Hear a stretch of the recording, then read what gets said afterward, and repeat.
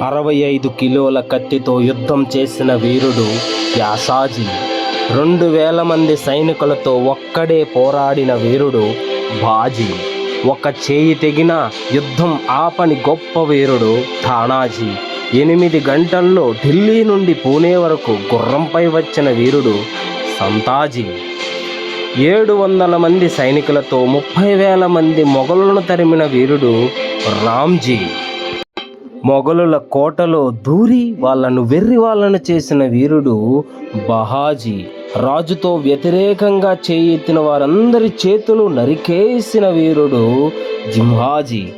అఫ్జల్ ఖాన్ యొక్క తల నరికి తెచ్చిన వీరుడు సంభాజీ కావూజీ. శత్రువుల యొక్క గుడారాలలో దూరి సంహరించిన వీరుడు ధానాజీ. సింహంతో యుద్ధం చేసి దాన్ని చీల్చిన వీరుడు ఛత్రపతి సంభాజీ. స్వతంత్ర పోరాటంలో వీరందరినీ సమకూర్చి వీరోచితంగా పోరాడిన యోధుడు ఛత్రపతి శివాజీ మహారాజ్.